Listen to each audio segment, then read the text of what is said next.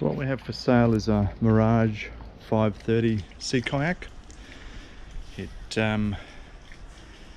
is already rigged up for a sail, and I'll show you how to put the sail on in a second. It has a forward stowage area and a compass. These parts that go for the rigging of the sail. Has a electric bilge fitted that has a bung that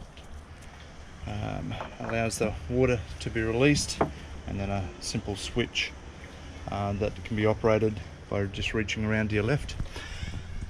It's a rudder controlled system that you're able to take off a couple of nuts and move the forward plate to adjust for your seating length, and then you just tighten up the straps as required.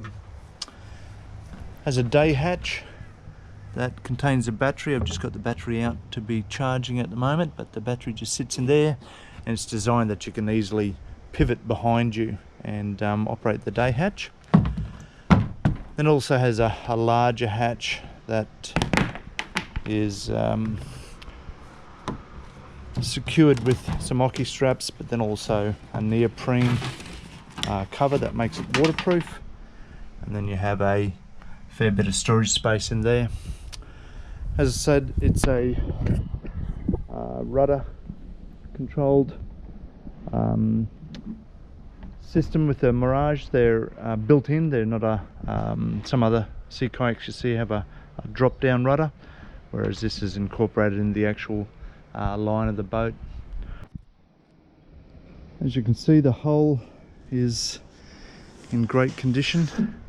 It has had a layer of protective paint put onto it so that the area that is most likely going to be affected by beaching, grounding as you pull up in the kayak is actually all protected. So all the center line is nicely protected with this protective paint.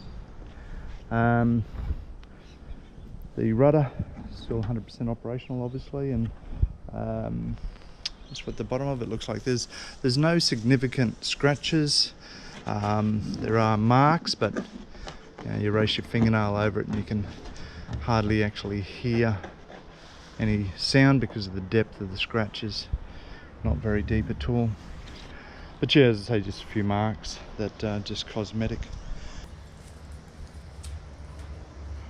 So this is the mast. It has a number of battens to help it retain the actual shape. You see there, it's got the bottom 1, 2, and then the mast itself, made by a guy that goes by the name of Sea Dog Sails. How it works is a device that simply sits on the front and then locks in. The mast has an aluminium tubing that just slides over that, and then there's a couple of shorter stays that lock in to some ropes off to the side.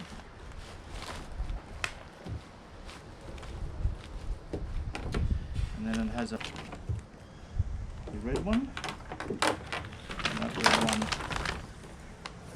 goes towards this back. And it has a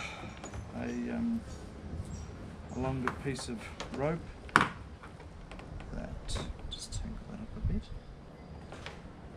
coming through this one. Longer rope goes out to the front through a pulley.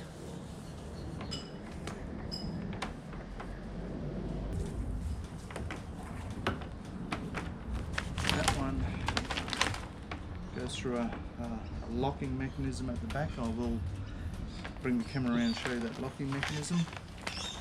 There is also a shorter string that's at the end of the boom. That cable just goes through the front and then front pulley and goes through this locking mechanism here. And I'll show you that close up.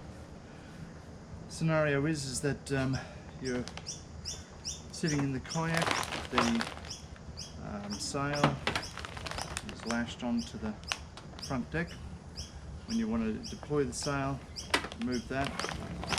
The string on this side, when you pull on that, raises the sail and then it gets locked into position. This other end allows you to control the shape of direction of the sail. I'll move the camera away just so you can see what that all looks like. So this is the sail all set up. I think it's about 0.8 square meters of sail. And so you see these battens that provide it with shape and strength. So it ends up working a little bit like a windsurfer sail. There's the rope that goes to the front pulley that stands the mast up, and it ends up being tied off at the back here so that you can lower and raise the sail while you're sitting in the cockpit.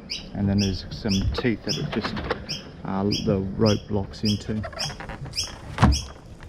The stays on the side are just the clip locks onto a bit of Dimere string, and this is Dimere as well. It's a high tensile string that is used in yachts, and then it's got a stainless steel clasp that doesn't rust or corrode in the salty water conditions. Back stay similarly set up with the Dimere. There's a front pulley that allows you to lock in different directions of the sail, and the teeth are a spring-loaded scenario there.